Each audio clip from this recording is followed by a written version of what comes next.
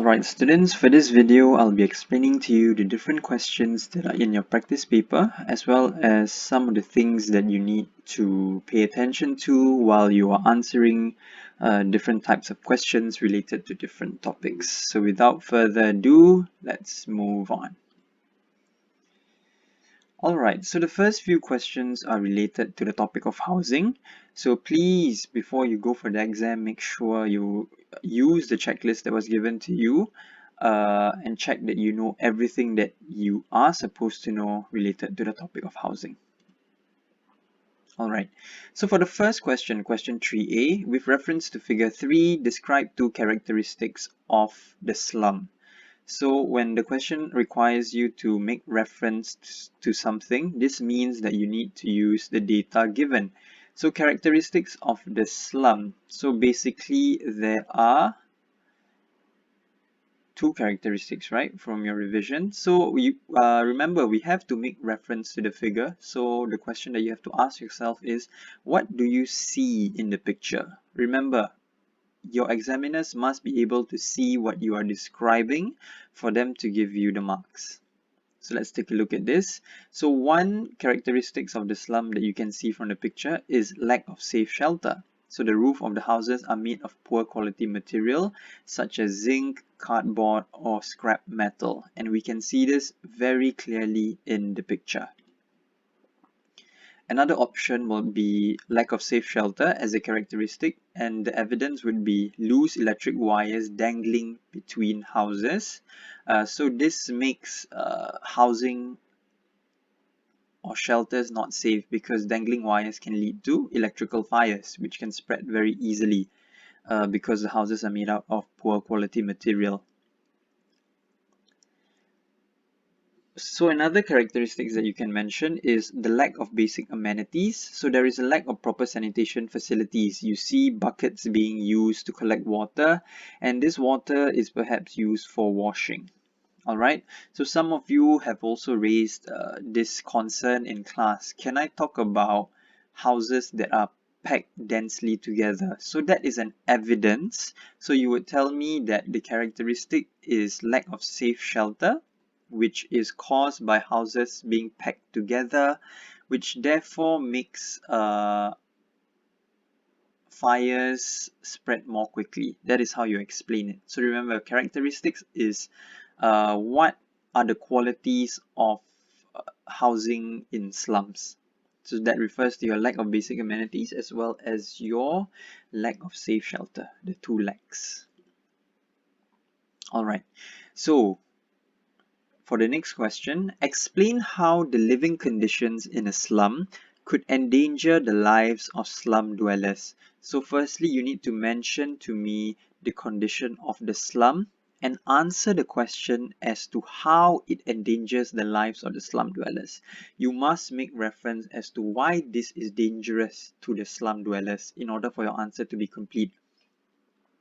So since this is an explain question, you need to provide detailed description of how one thing leads to another. So 4 marks, there must be 4 points. Alright, so you see what I mean by 4 points. So let's say you tell me the first point is houses are made from flimsy materials such as cardboard. So that is a point. So then you have to tell me, how does this endanger the lives of the slum dwellers? So because houses are made out of poor quality material, they can catch fire easily and spread to surrounding homes, causing deaths. So it endangers the lives of the slum dwellers in terms of being a possible cause of death. So secondly, loose electric wires dangling above homes. Why does it endanger the lives of the slum dwellers? It can lead to electrical fires, especially during bad weather. So bad weather here refers to very strong winds, refers to perhaps tropical storms. These can actually cause the poles holding these electrical wires to topple and cause fires. So some other answers that are also accepted is no proper sanitation facilities. So how does it endanger the lives of the slum dwellers?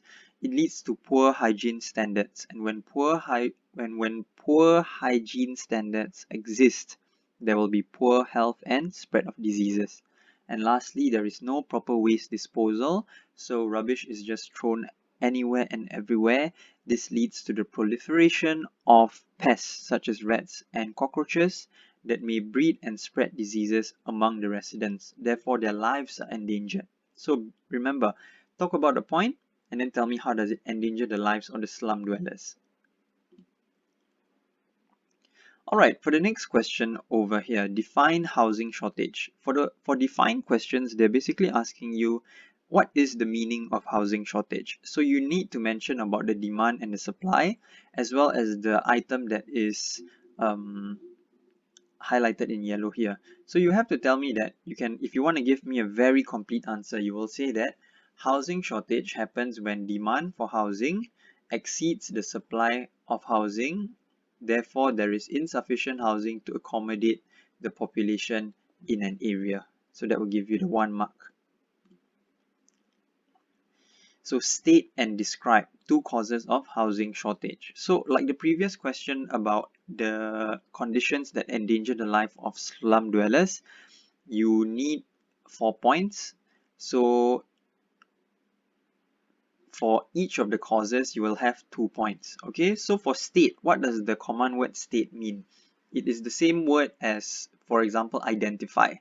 Okay, so state, tell me what it is, and then describe, tell me briefly what it is about. So we are looking at the causes of housing shortage, right? So then this is the section that you need to look at when you are trying to find your answer.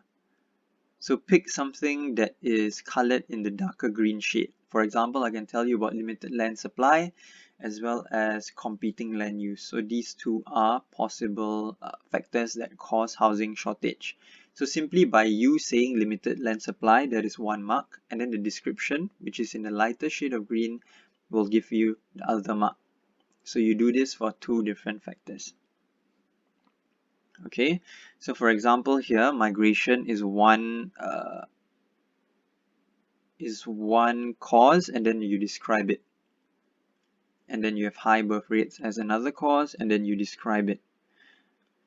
Alright, so migration from rural areas. Migrants from rural areas may migrate to cities for jobs because there is not enough jobs in rural areas. However, cities may not be able to build housing fast enough or build houses that are affordable, and therefore this leads to the problem of housing shortage.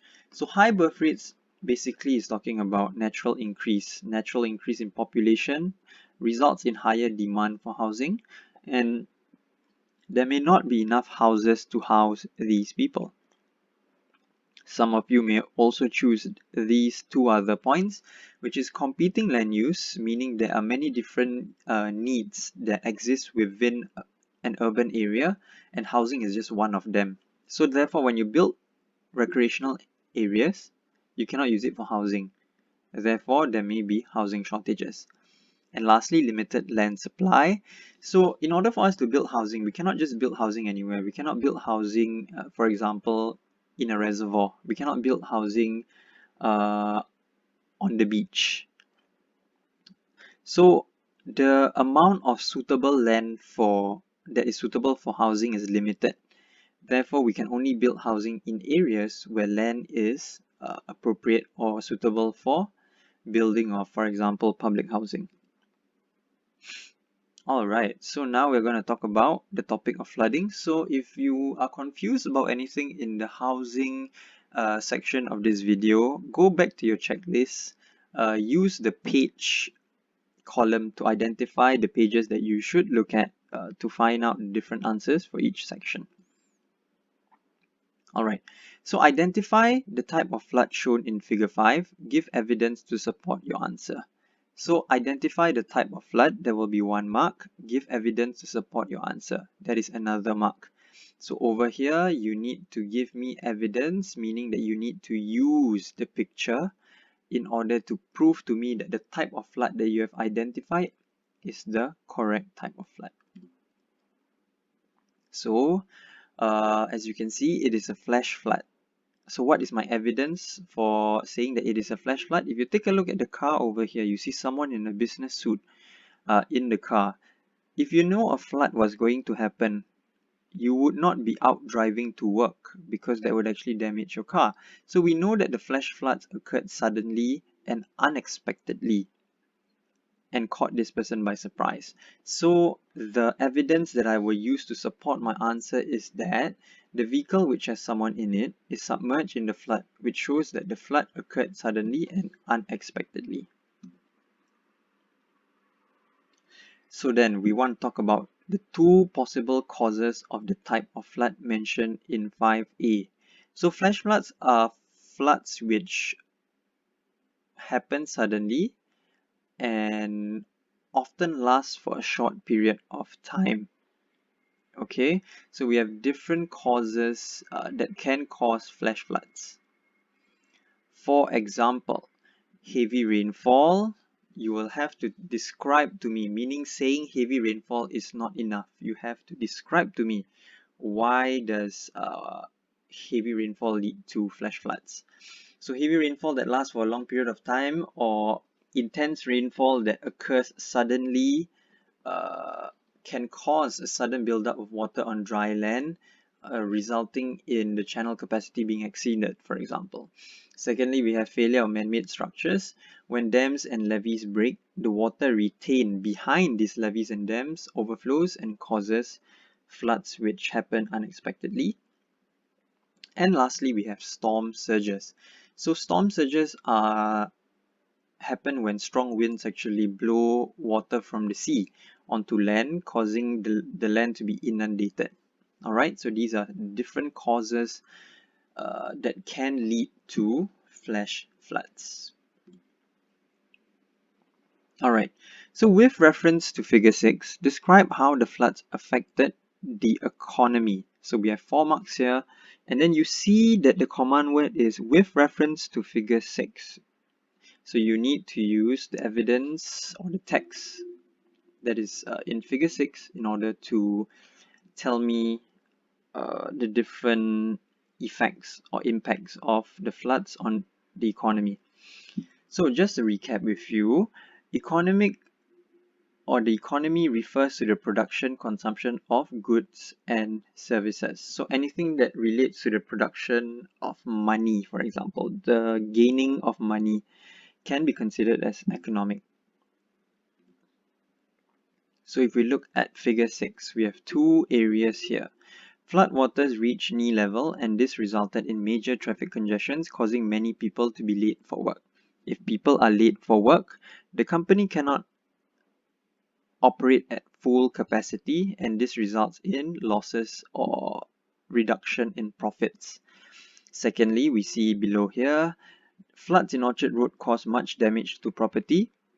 So when you have damage to property, you will need to repair it, right? So your amount of money actually goes towards repairs. And secondly, you see here different buildings actually being affected by the flooding. So again, the repairs would actually cost this establishment's money, therefore affecting the economy. So you'll get 1 mark for telling me the evidence and you will get 1 mark for the description. So over here, if you quote for me, food courts and cafes reported heavy losses of infrastructure and equipment, that is an evidence. And then you elaborate to me what this evidence actually tells you. How does it actually affect the economy? So when your food court experience heavy losses, it means that their machineries are damaged, right? So if their machinery is damaged, for example, let's say you're at a restaurant and your stove can no longer work. You cannot cook your food and then therefore you cannot get customers, and this affects the amount of profits that you can actually gain. So the second one here, remember, traffic congestion cause people to be late for work. People can actually lose their jobs. People actually lose productivity because they are stuck in traffic. And this means that they have less time to do their work, resulting in a loss of productivity. Alright, so for the next question, Explain two social impacts of floods. For those of you who have forgotten, social impacts refers to impacts that relate to the well-being of individuals, be it physical or mental well-being. So the question below here is, are these social impacts? So damage to machinery and equipment, loss of jobs and unemployment, and lastly, loss of productivity. Take 5 seconds to think.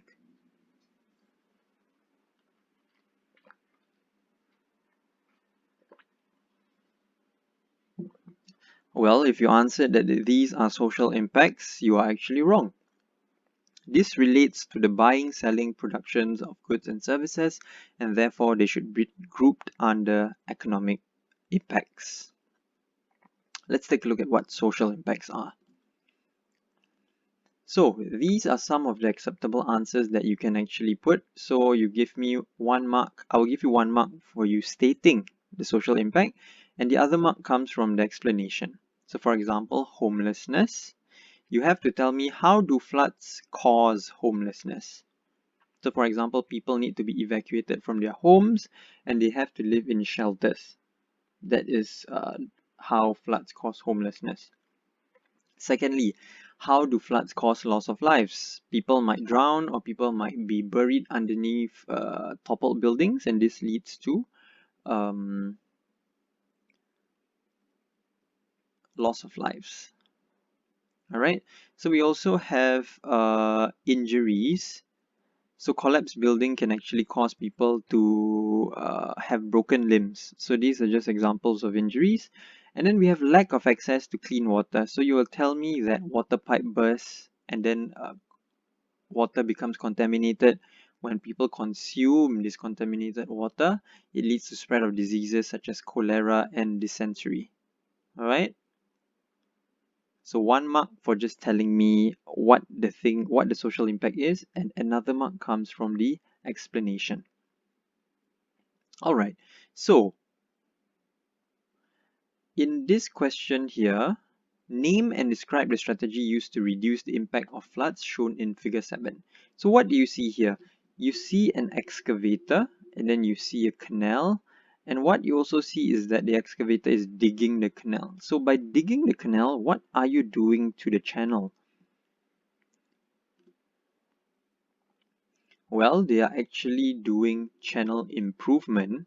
So you get 1 mark for telling me that they are doing channel improvement.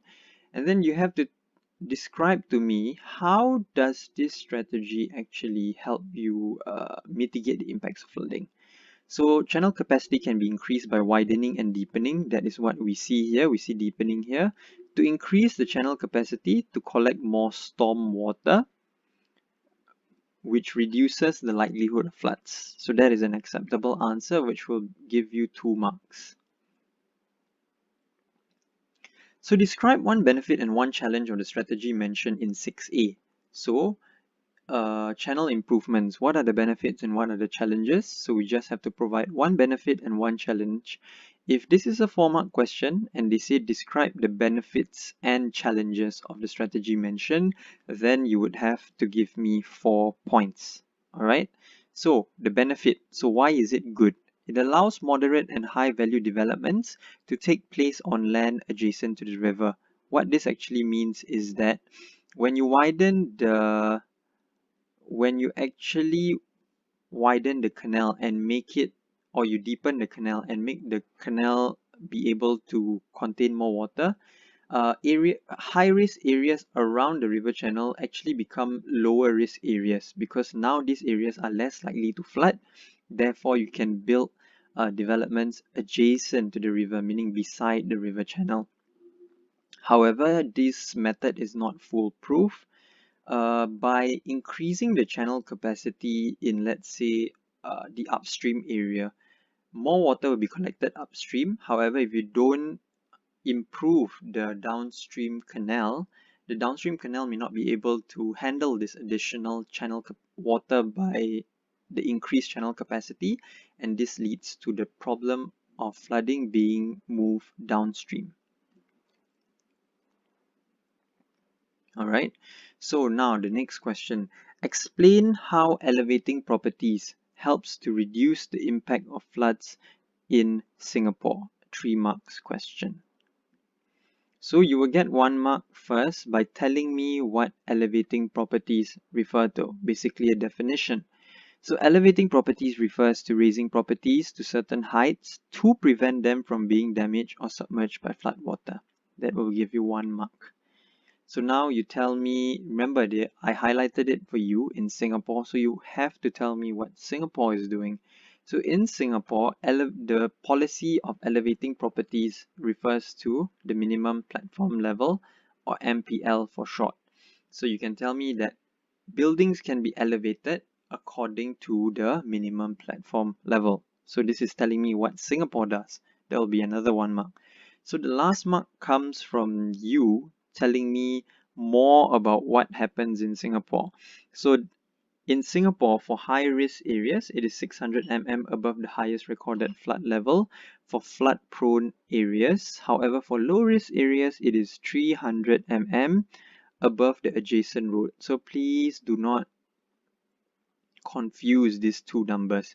600 mm above the highest recorded flood level and 300 mm above adjacent road. Alright, so it seems that is all for this video. I hope that you have learned about the different answering techniques. If you are still feeling lost about the different ways of answering questions, please use the Google form to raise your questions before you go for your end of year exam. Alright, thank you and have a good day ahead.